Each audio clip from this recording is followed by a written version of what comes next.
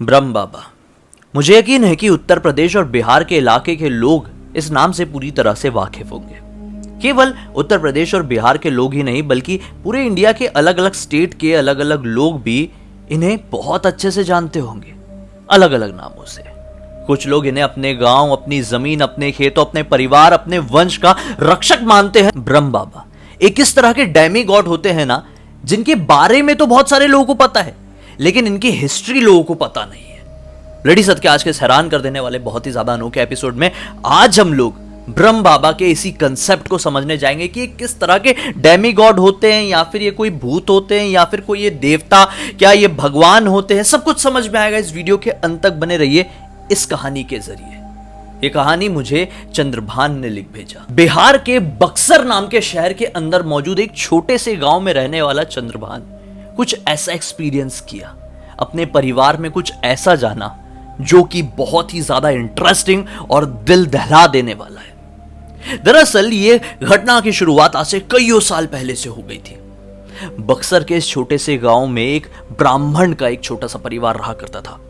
इस परिवार में ब्राह्मण, उनकी पत्नी और एक छोटी सी बेटी रहा करती थी। काफी समय बीत चुका था, ब्राह्मण की बेटी की शादी हो गई थी और ब्राह्मण और उनकी पत्नी गरीबी से अपना गुजर बसर कर रहे थे। गांव में जहां कहीं भी कथा पूजन का समय आता तो वो जाते, कथा पूजन कराते और उसी से अपना परिवार चला रहे थे। ये जमाना था अंग्रेजों का जमाना। इस जमाने में गांव के लोग ना, जो जमींदार होते थे, अमीर लोग होते थे, वो लोग कर वसूला करते थे। गांव के सभी लोग इन बड़े लोगों को कर दिया करते थे। एक बार जमींदार ने डिसाइड किए कि ये जो है ना ब्राह्मण का परिवार, ये बहुत समय से ठीक तरीके से कर नहीं दे रहा है, इससे अब जबरदस्ती से वसूलना पड़ेगा। अगर ये नहीं दिया तो ऐसा थोड़ी चलेगा गांव में, नहीं तो इसका हुक्का पानी बंद करवा देंगे। बस इसी एक सोच के साथ अपने लोगों को उस गरीब ब्राह्मण के घर पे भेज देते हैं। गरीब ब्राह्मण को वो लोग टॉर्चर करने लगते हैं कि हमें किसी भी कंडीशन में पैसे चाहिए, कर चाहिए। वो पंडित जी कर देने में सक्षम नहीं थे। उन्होंने काफी समझाने की कोशिश की लेकिन जमींदार के वो लोग बिल्कुल भी समझ नहीं रहे थे। कैसे भी करके वो पंडित जी से कर वसूलना ही चाहते थे, लेकिन पंडित जी ने बड़ी मुश्किल से बहला फुसला के उनको समझा दिया कि नहीं, मैं नहीं दे पाऊंगा, आप लोग प्लीज चले जाइए, समय आएगा, पैसे आएंगे तो मैं खुद देने के लिए आपके द्वार तक आऊंगा। लोग समझ जाते हैं और वापस लौट जाते हैं। वापस लौट के जमींदारों को पूरी कहानी सुनाते हैं। जमींदार गुस्से में आ जाते हैं कि क्यों, ऐसा कैसे हो सकता है, उसे कर देना पड़ेगा। काफी बार हमने उसे माफ किए हैं लेकिन अब नहीं। अगर उसकी देखा सीखी पूरे गांव के लोग करने लगे तो फिर तो चल गया फिर हमारा। कैसे भी करके उससे पैसे लो और ना दे तो कल घर से उठवा लो, बांध के रखो कोई सुनसान इलाके, कोई सुनसान जंगल में। अकल ठिकाने आएगी तो अपने आप पैसे निकलेंगे, बहुत चालू बुड्ढा है। ऐसा बोल के अगले दिन फिर से अपने लोगों को उसके घर पे भेज देते हैं। पंडित जी की जो पत्नी थी ना, वो घर पे नहीं थी, पंडित जी अकेले थे। पंडित जी से फिर से ये लोग बोलते कि पैसे तो चाहिए, जमींदार जी ने बोला है। अभी लोग देने में तो सक्षम नहीं थे ब्राह्मण के परिवार, तो ब्राह्मण जी को उठाए और लेके गए अपने साथ। घसीटते हुए ले गए एक जंगल में जहां पर था एक पीपल का पेड़। उस पीपल के पेड़ में उन्हें बांध दिए और टॉर्चर करने लगे, बुरी भली बात कहने लगे। काफी समय बीत गया।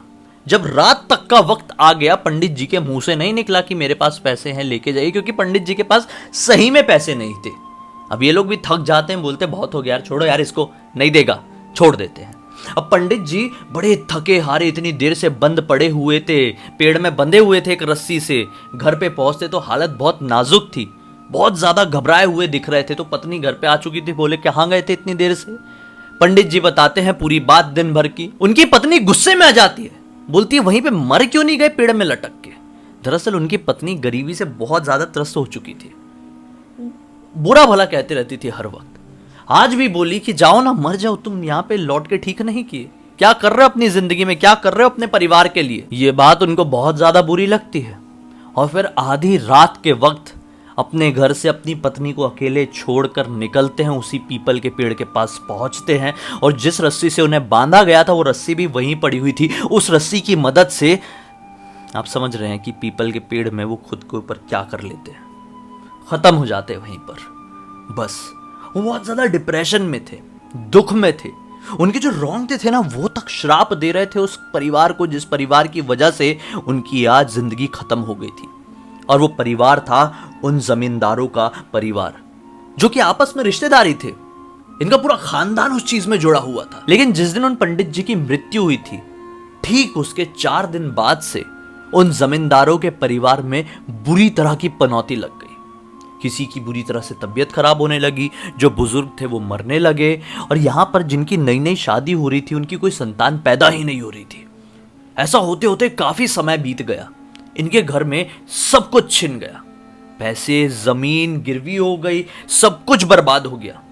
एक जमाने में जब इनका पूरे गांव में दबदबा था, अब ये पूरे गांव के सबसे गरीब लोगों में से एक गिने जाने लगे। ऐसे करके इन लोगों ने सोचा, यार ये कहां थे, हम कहां पहुंच गए। ये लोग अपने आप में समझ चुके थे ये उसी पंडित का श्राप लगा है जो कि पीपल के पेड़ में अपने आप को कुछ ऐसा कर दिया था।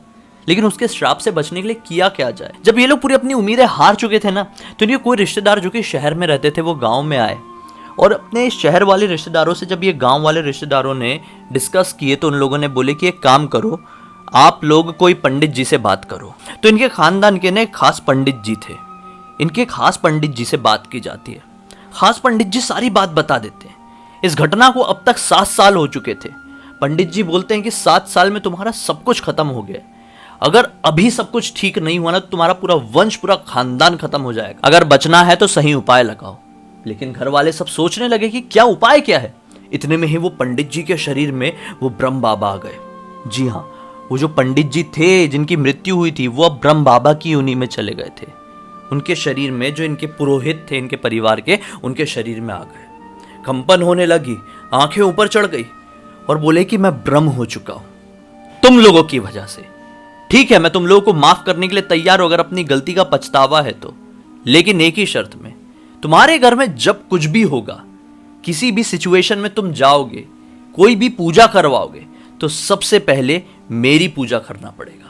मुझे पूजना होगा, मुझे याद करना पड़ेगा, मुझे हर चीज में आगे करना पड़ेगा। उसी शर्त में मैं तुम्हें माफ करूंगा, वरना सब कुछ खत्म हो जाएगा। मेरा श्राप कभी तुम्हें छोड़ेगा नहीं। बस क्या था, ये मानना ही पड़ा इनको। इनके पास कोई दूसरा चारा भी नहीं था, नहीं तो इनका पूरा खानदान खत्म हो गया रहता। बस उस दिन के बाद से इस पूरे परिवार में ब्रह्म बाबा की पूजा होने लगी। ब्रह्म बाबा की एक शिला इनके घर के आंगन में स्थापित की गई। उस आंगन में ना इनको जरा सी भी जो गंदगी होती है या फिर जरा सा भी जो मांस, मछली या शराब, ये सब का सेवन, ये सब का टच भी नहीं होने देना था। ये सारी बात उनको इनके पुरोहित जी ने बताए थे। बस फिर क्या था, काफी समय बीत गया। इनके परिवार में फिर से खुशियां आने लगी, फिर से उन्नति होने लगी। ब्रह्म बाबा का आशीर्वाद इनके घर में पूरी तरीके से लग गया। दिन दुगनी रात चौगनी तरक्की हुई, और जितना कुछ इन लोगों ने ये 7 साल में खोए थे, उतना कुछ आने वाले 60 सालों में इन लोगों ने पा लिए। अब और समय बीता और अब जमाना थोड़ा सा विकसित हो गया। इस गांव के लोग थोड़े उन्नत हो गए।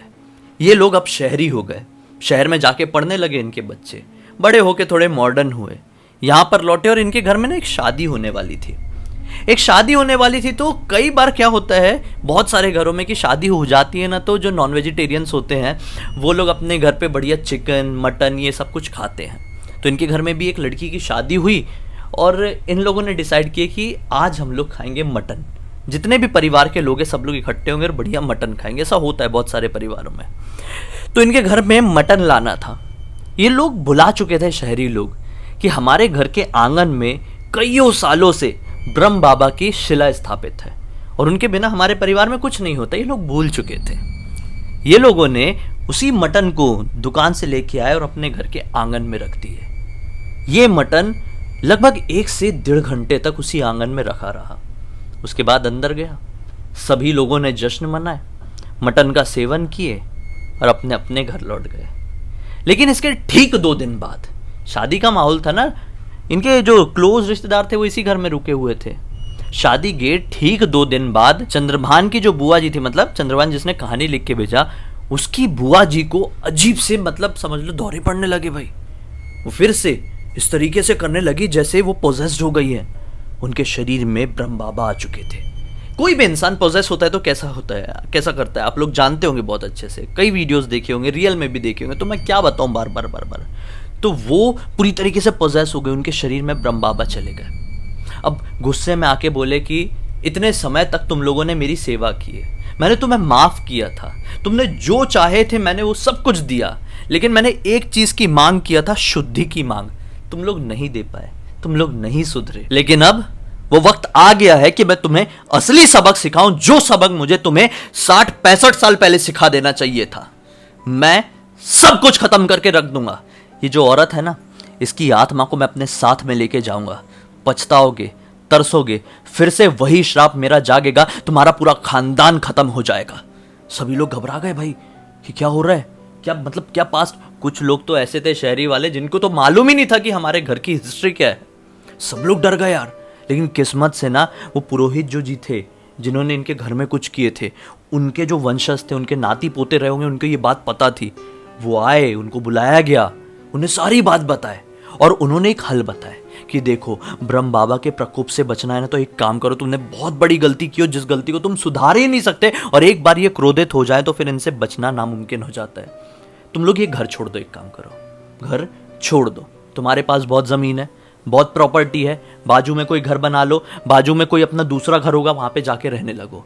ब्रह्म बाबा की शिला को यहीं पे स्थापित रहने दो, उनकी बराबर से पूजा करो, अपनी गलती की माफी मांगो और पूरी तरीके से प्रायश्चित करो। हम एक बड़ी पूजा करवाते हैं। उन लोगों ने समय रहते हुए उस घर को बहुत जल्दी विदिन 1 वीक छोड़ दी, और इनका दूसरा घर भी था, बड़े लोग थे, जमींदार लोग थे, दूसरे घर में जाके शिफ्ट हो गए। ब्रह्म बाबा की शिला आज भी वहां पर स्थापित है। बड़ी पूजा हुई, उनको शांति मिली और अब इनके घर में सब कुछ ठीक है। इस तरह की कई सारी घटनाएं, कई सारे वाकया उत्तर प्रदेश, बिहार, मध्य प्रदेश, राजस्थान, अलग अलग जगहों में होती रहती है। कहीं पर इन्हें दूल्हा देव कहते हैं, कहीं पर ब्रह्म बाबा कहते हैं, कहीं पर राक्षस, कहीं पर कुल देवता, अलग अलग नामों से इन्हें जाना जाता है, पूजा जाता है। लेकिन ये एक प्रकार के डेमी गॉड होते हैं, यानी कि ऐसी शक्ति जिनमें आधी शक्ति इंसान की और आधी शक्ति देवताओं की होती है। लोग ऐसा कहते हैं। क्या आप लोगों ने भी कुछ ऐसे डेमी गॉड के बारे में सुना हुआ है जो अनहर्ड है, अनटोल्ड है? कमेंट सेक्शन में ज़रूर बताइए। मैं भी आपकी हिस्ट्री, आपकी स्टोरी को जानना चाहता हूँ और उम्मीद है बहुत सारे लोग भी जानना चाहते होंगे। कुछ इंटरेस्टिंग होगा तो मैं आप लोगों को शाउट आउट भी दूंगा और अगले वीडियो में आपकी कहानी सुनाऊंगा भी। और अगर डिटेल में कुछ है भाई तो लिख भेजिए ना। इंस्टाग्राम की लिंक इस वीडियो के डिस्क्रिप्शन बॉक्स में क्लिक करके डायरेक्टली वहां पर पहुंच जाना और लिख भेजना अपनी कहानी, जिस प्रकार से चंद्रभान ने लिख भेजा है। मुझे पहली बार देख रहे हैं, चैनल को सब्सक्राइब करके बेल आइकन दबा के ऑल के ऑप्शन में क्लिक करना, क्योंकि इसी तरह के हैरान कर देने वाले खौफनाक वीडियोस डेली आप लोगों के सामने लेके आते रहता हूं। चलिए कल फिर से मिलते हैं, तब तक के लिए बहुत बहुत धन्यवाद। आप लोग का दिन शुभ हो।